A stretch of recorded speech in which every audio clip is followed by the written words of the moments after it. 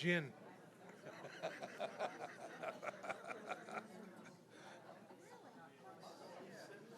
I don't have any control of that. The director there tells me.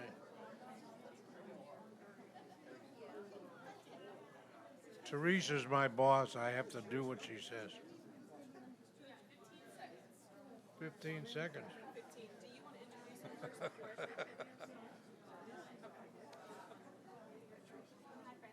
Okay.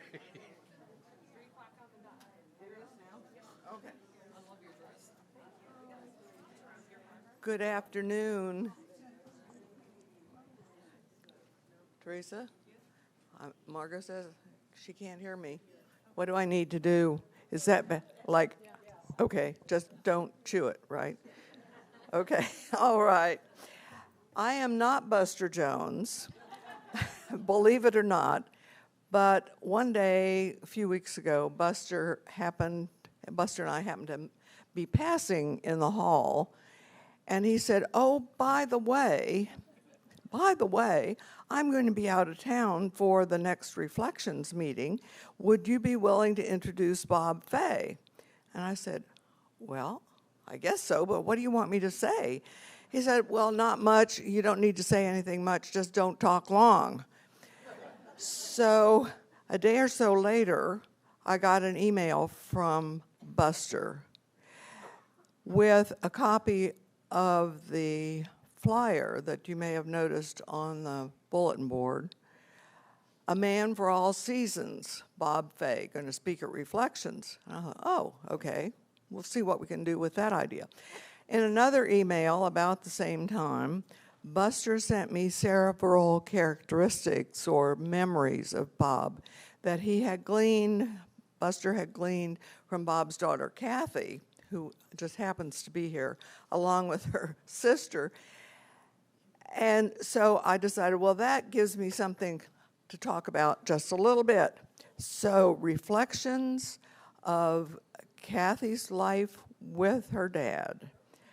She says, first of all, he was a workaholic, which was typical of his profession as a contractor and his generation. He was a loving and dedicated father of a large family, 7 children altogether. And as my father used to say, behind every good man, there is a good woman. And I think that certainly was the case of Bob's wife and the mother of his 7 children. He was a local fire chief in a subdivision or suburb near Pittsburgh. He was a community and construction industry leader, a leader in his church and sang in the choir, and he's a big sports fan. And those of us here at Brandon Oaks know also that he's a regular bridge player and a regular bingo player. And I'm not sure what else is on the list. Don't tell. Anyway, Bob, we're glad you're here. We know you have some dramatic reflections to share with us. So, greeting, Bob. Thank you.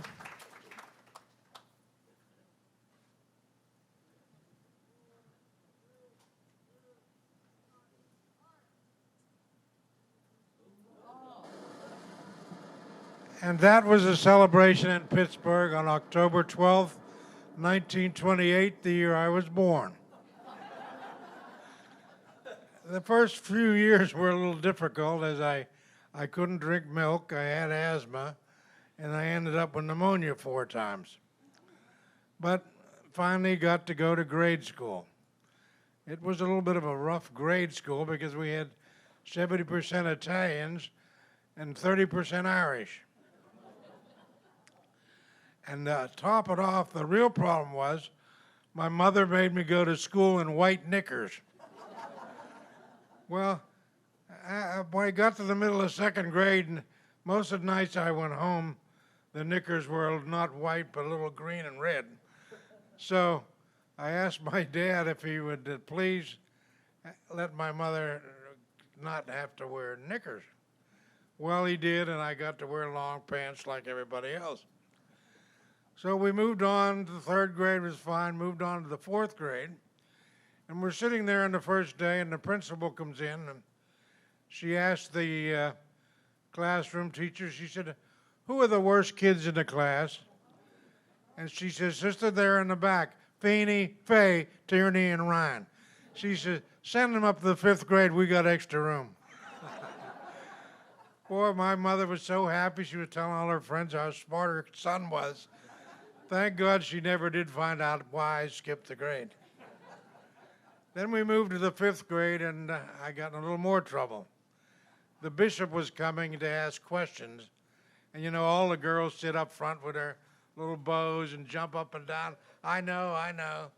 And for a half hour, they were answering all the questions, and he said, the devil all of a sudden took hold of me.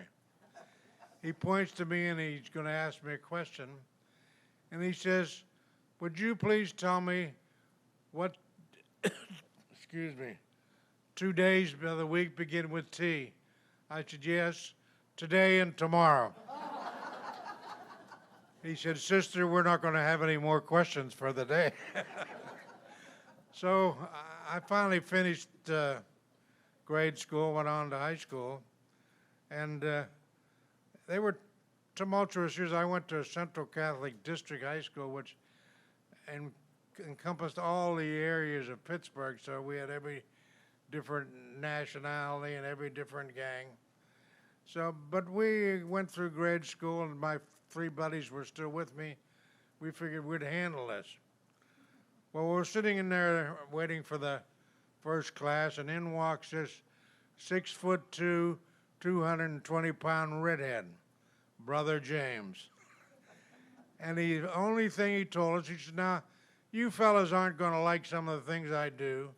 If you want satisfaction, don't hit me when I got my cassock on. That's a sacrilege.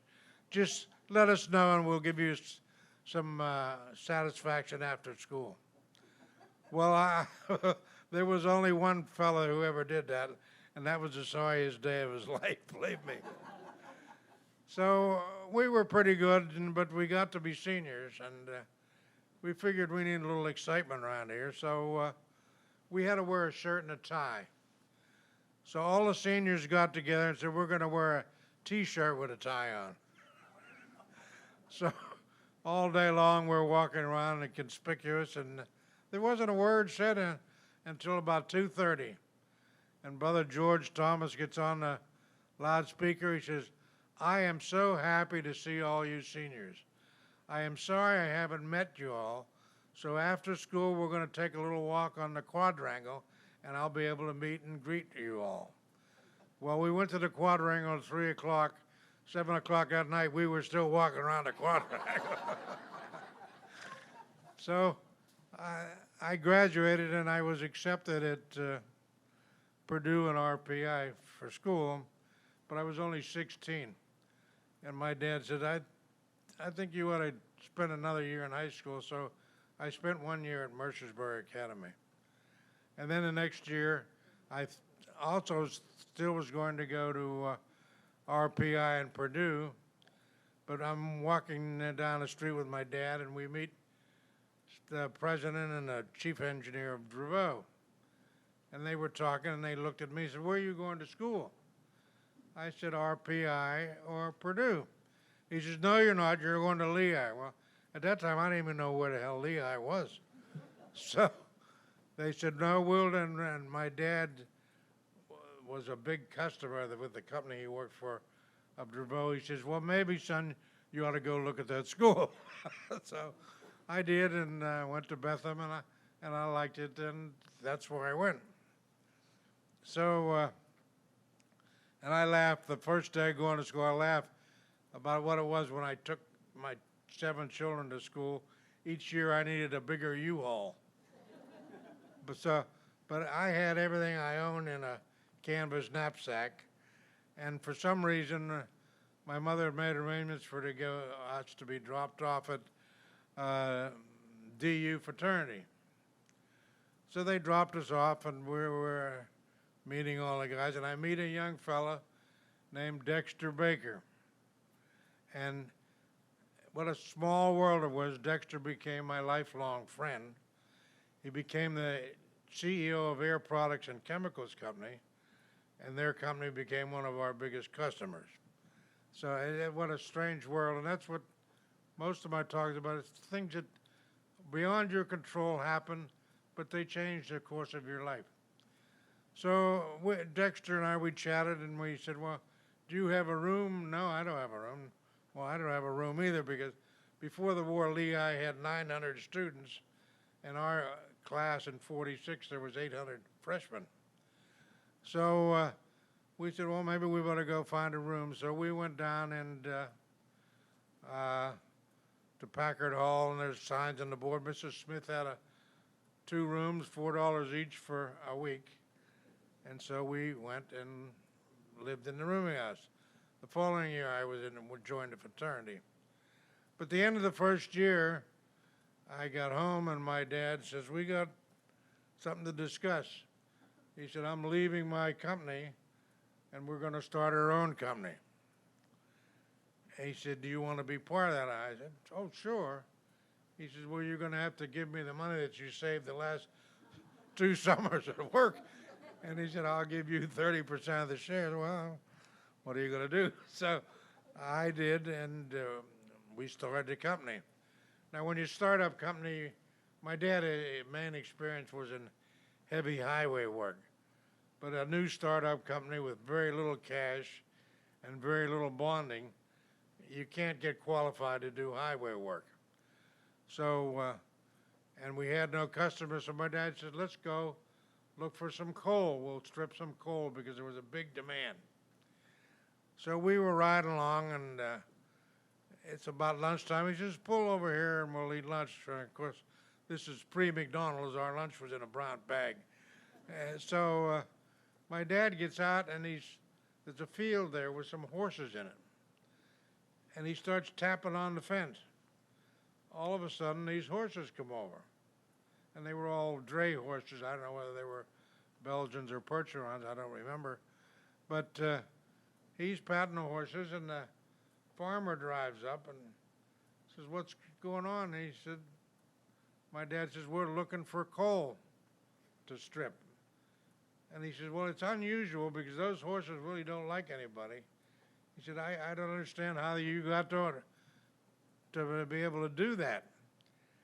And my dad says, with the other company I worked for, every spring I went out and bought 150 horses, because they still use them to pull the wagons. So the farmer says, come on, let me take you around by. And he says, son, sit in the car. I did that a lot of times. We didn't want me to, son, sit in the car. I spent more time in the car than on the street, but anyway. So he comes back in about an hour and a half, and he said, well, we got our first job. We're going to strip coal on this man's farm. And later on, I asked the man, I said, you had a lot of opportunities to have people strip this. He said, how come you picked my dad? He says, anybody who likes horses and horses like him has to be an honest guy. And so that's how we got our first job. No job plan, no special learning, just plain old good luck. So I went back to school, and that job finished up, that coal, about September, and my dad found another place, and he had it all cleared and ready, and he had a contract. And I came home at Thanksgiving, and he says, I got bad news. The guy we had the contract with is bankrupt. He's not going to buy the coal. Well, we had spent most of the money we got on the first coal job to get this one prepared with the haul roads and everything. And so I said, we really do have a problem. But the next morning, a guy come along in a pickup truck, and he got out and he said, do you own that shovel?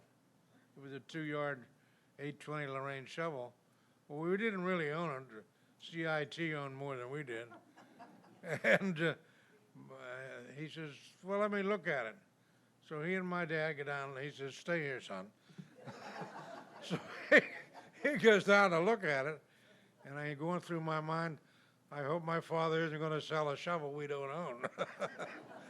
But sure enough, he come back. He says, I want you to meet this man at the Mellon Bank in East Liberty tomorrow morning. He will give you a certified check. You right away deposit that check and get another one for this amount and get over to CIT and pay him off. Says, oh, man, I was a little, I wish I was still sitting in the car that day. So I go over and pay off CIT. The guy says, it's really unusual. I said, well, we've had a stroke of good luck and made a lot of money. My dad wants to pay you off. I didn't want to know the shovel was already gone. So we finally did get that sold. Two guys from Buick at Flint, Michigan come along, wanted to buy it, and we were able to sell it. And we finished that one and started our last one the following summer. We found a good coal strip. It was very good coal, and it was good to make coke from. And the customer was Bethlehem Steel in Johnstown. So that was going well, but unfortunately, about October, Bethlehem Steel said, well, your contract's good till 1st of January, but it's canceled after that. Our mines are bringing enough coal up to keep us supplied. And there again, fortunately, an old friend of my dad called. This was a guy who had worked for the company with my dad, and he was going to be fired. And my dad liked him and talked the owners not to fire him. And 20 years later, he calls up and says, I'm with the International Dairy Company, and they built hangars for airplanes. And he said, I owe you something, so I'm going to sell the hangars as a complete package. The hangar, you guys build the foundations and put it in, and I'll sell it as a complete package because I think I owe you something to my dad. So fortunately, we did, and all the big companies at the time, U.S. Steel, JNLP, PG, all of them were buying airplanes and needed hangars.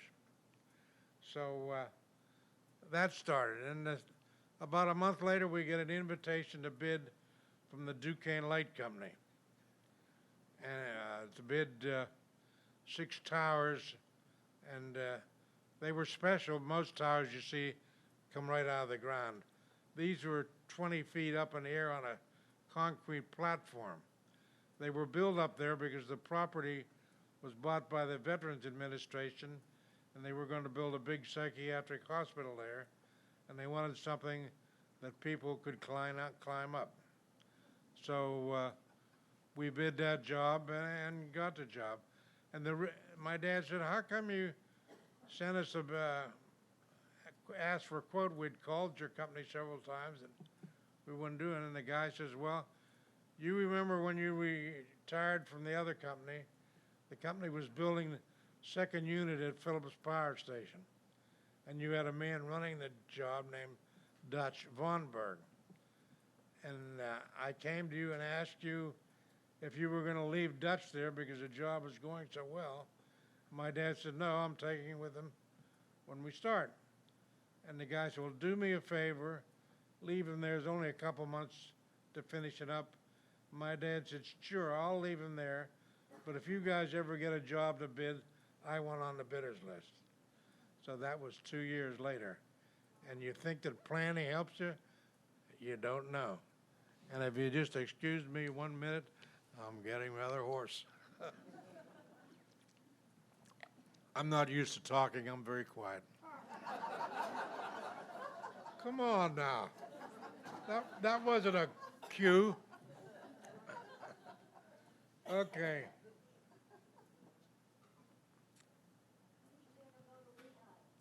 No, I did graduate from Lehigh very gingerly. So after that job, another strange thing happened. Duquesne Light Company had, at the time, their own construction department. They built everything but power stations. They had over 2,000 employees. Well, they go on strike. and the strike gets very bitter, and the owner of the Duquesne Light Company is a Philadelphia company. They just fired everybody and says, we're out of the construction business. Yeah, just like that. So a few days later, my dad gets a call from a Mr. Miller, who had worked for him also, and he said, I really have a problem. I got three good superintendents that haven't been taken care of and in this firing, and they're going to lose their pension. Could you put them to work? Well, my dad says, what am I going to put them to work doing? We don't have any work. So he says, well, let me see if I can work out something. And he did. He sent us a proposal for unit price work and cost plus work to do some of the maintenance the people were that quit or were fired did. So we started to do work, and that became our main customer. And to the day I left, or my children left in 2011, it was still one of the main company customers.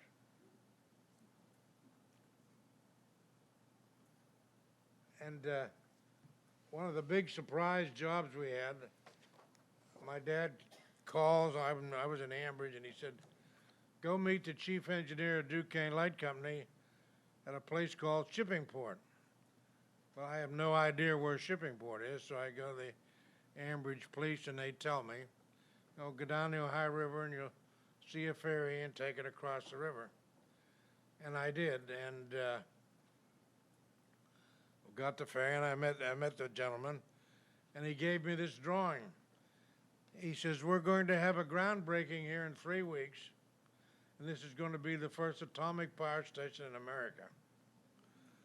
And I said, and he said, I want you to get everything ready. And he says, it's whatever you need, do it.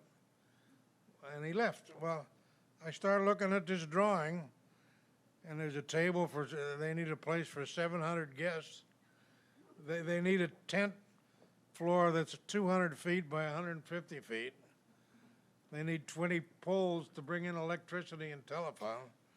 And they need roads and bathrooms for the ladies and everything, and a parking lot.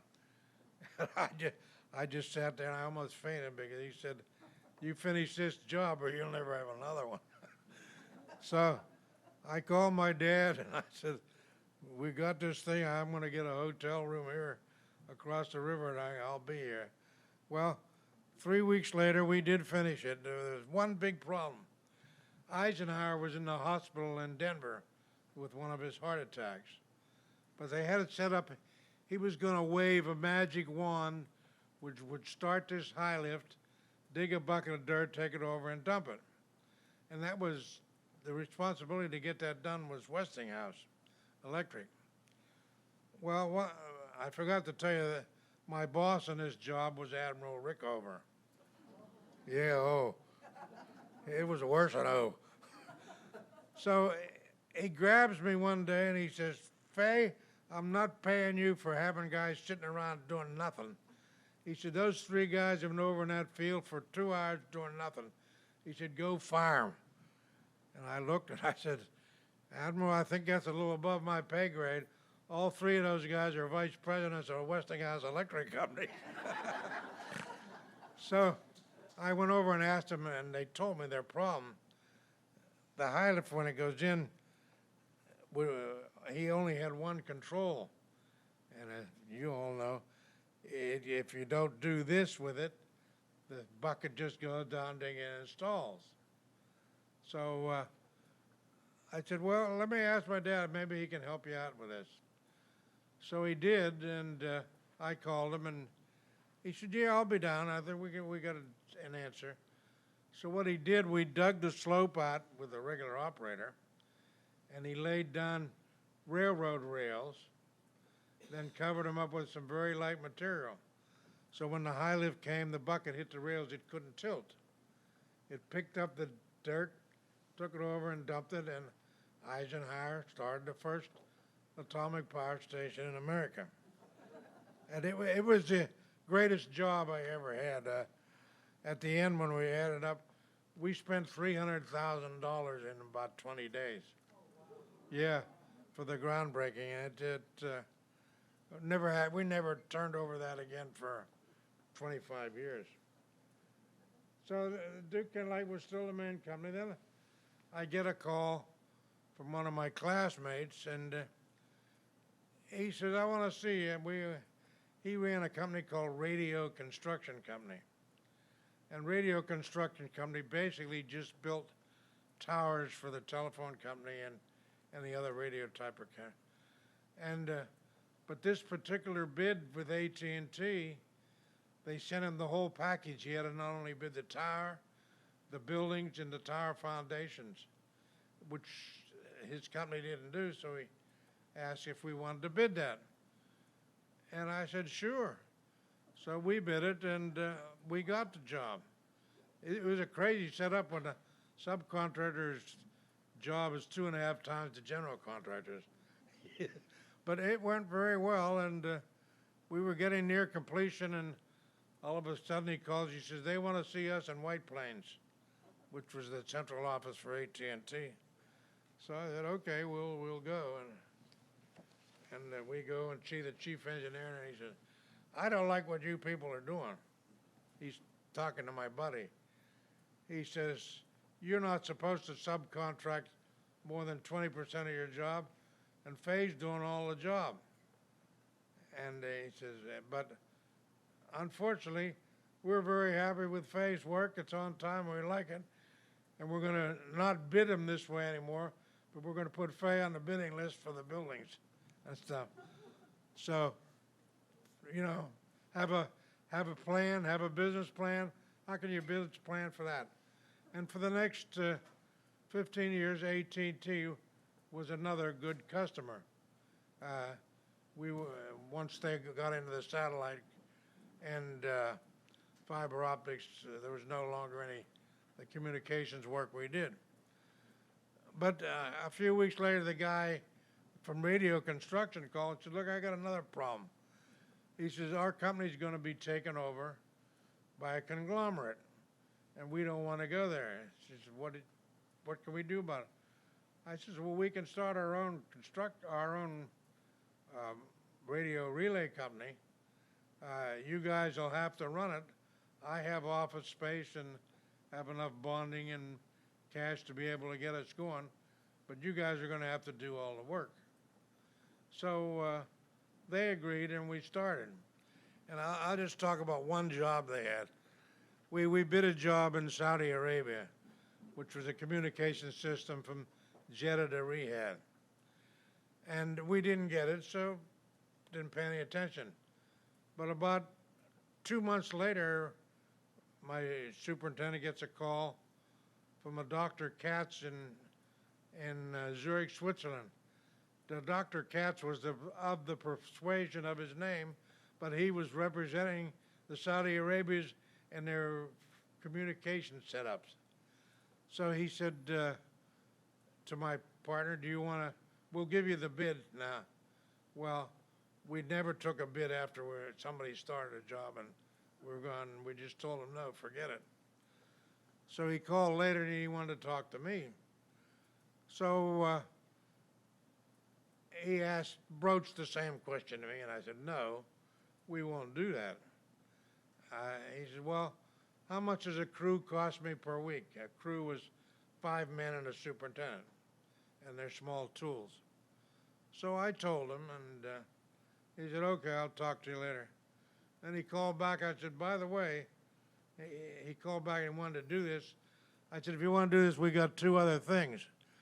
I'm going to get 2 weeks' pay in escrow in Zurich, and I'm going to get a round-trip airline tickets for all my people.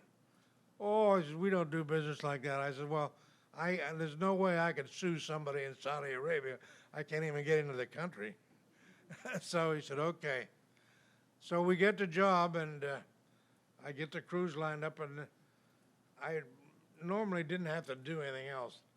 But I get a call on a Saturday night from Zurich, Switzerland, from Dewey Keener, who was the general superintendent. He says, we're hung up here in Switzerland. They won't let us go to Saudi Arabia if we can't prove we're not Jewish. Yeah. And I said, Dewey, how are we going to do that? None of you guys ever seen a church. He says, no, he said, I got it all set up.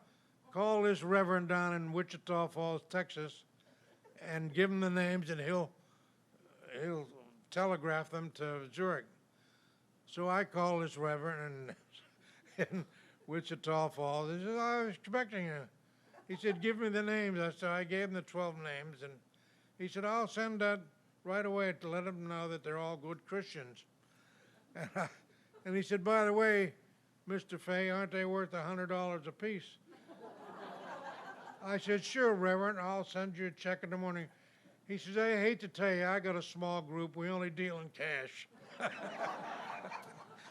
And so that was the only story for that.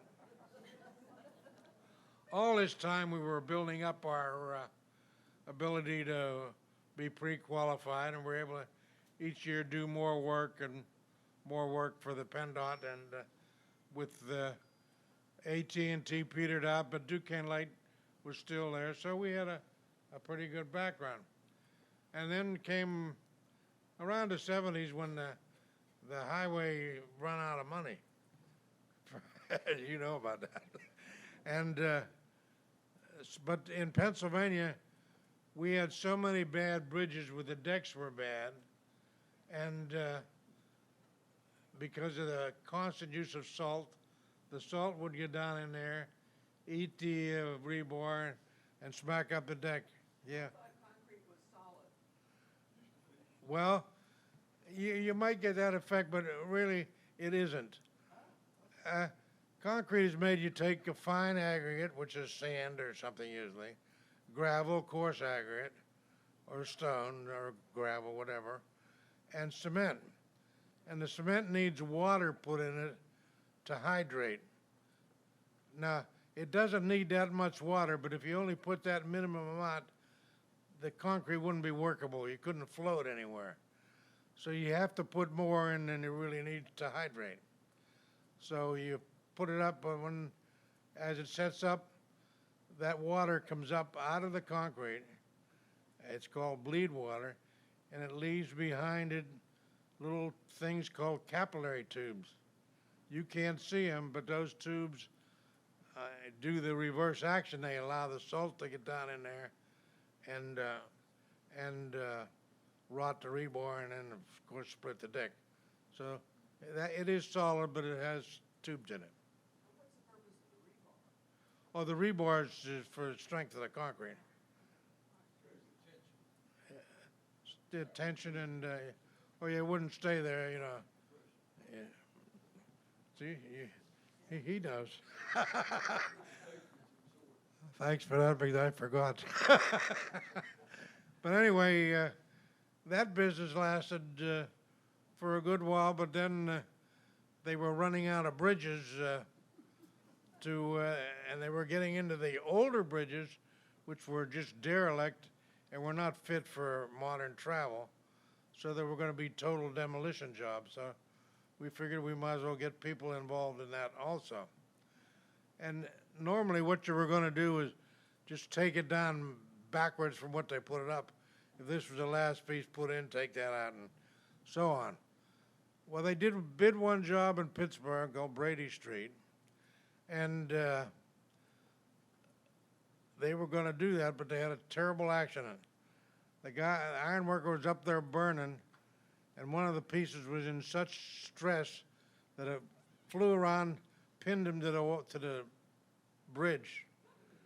They were afraid to do any more burning because everything had come down on top of him. So this poor guy had his leg amputated while he was up in the air on a bridge. Oh yeah, it was terrible. And he had a guy who had really worked for us for a while too. But believe it or not, he got a wooden leg and he went back as an iron worker. Yeah, and you know, people looking for compensation, not him. He went back to work. So we figured, well, we're not going to do it that way. And one of my sons had been watching CDI blow up buildings. And he says, why can't we do this with bridges? Well, we can. And so we tried, and it worked out. And where's Teresa? And closing, I have a tape of, before you put it on, the Jamestown Bridge. What a small world it is. I was selling my house in Florida and sold it, and I had a boat to sell, and Kathy's son said he wanted to sell the boat, so he did. But the guy who bought it had some technical questions, I'll get it there, and he called me, and I told him, I said, where are you taking the boat? He says, Jamestown, Rhode Island. I said, you're kidding. I said, you anywhere near the bridge that's going to come down? He said, yeah, I'm just a mile down the road. I said, well, our company's going to take that bridge down, explode it. When I get there, I'll call you and you can pick me up in my old boat and I'll take you and let you get on our boat too, and our work boat, and watch the demonstration. Just a little aside, our work boat was the last boat floating that had been at Pearl Harbor on December 7th. Small world. And then in closing, go ahead.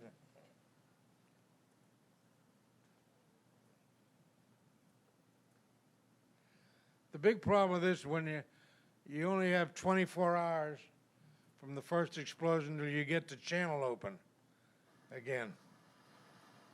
Now there's the old bridge, and the new one is right beside it.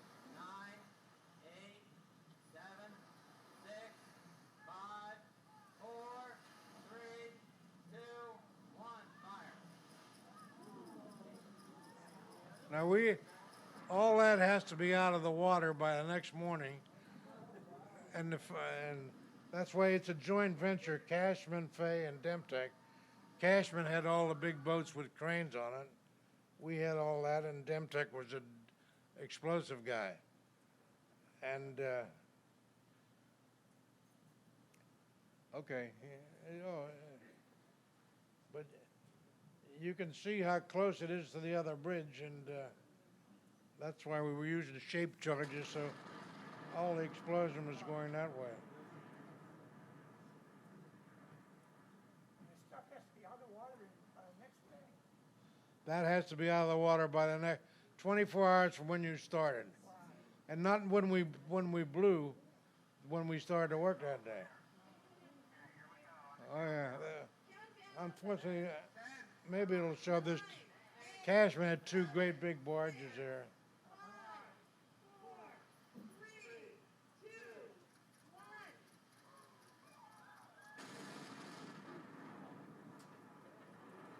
It was a long bridge. It was, and we didn't want to damage the other one. The other one was a new bridge worth about $28 million.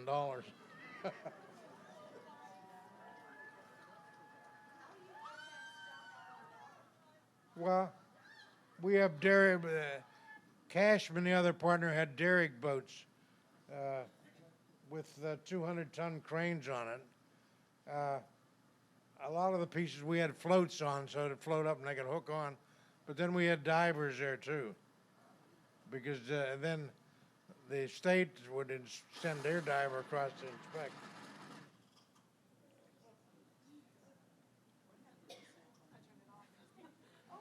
That's the exciting part.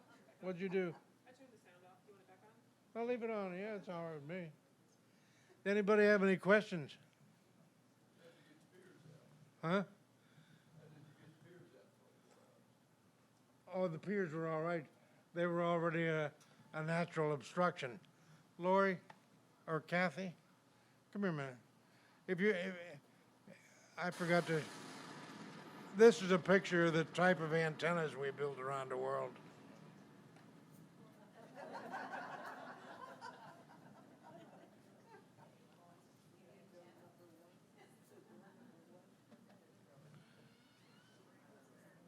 No, the piers were already there, so any obstruction that was there beforehand, we were. Pardon? Oh, this bridge is, no, it's the same bridge. Now, you know, there was days between this. Yeah, but the film is just all spliced together. Well, that's not a film, but. Now, this bridge was about 2 miles long.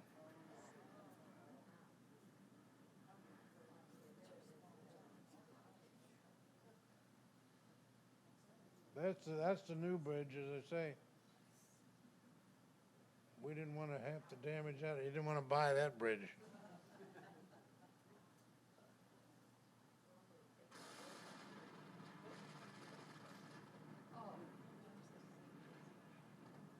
That's what happens to the piers. I got another one. Yeah. Had a clam bucket, and if it was small enough and there was no rebar, you could leave it there, but because the water in the middle there was 70 feet deep.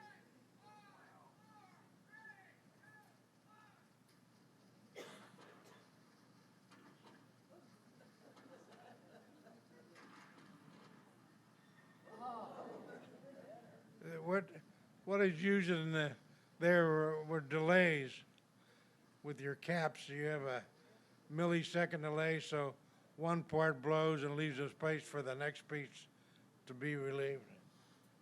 And that just goes on, and that's about all I have. I thank you for listening, and I hope you've enjoyed it.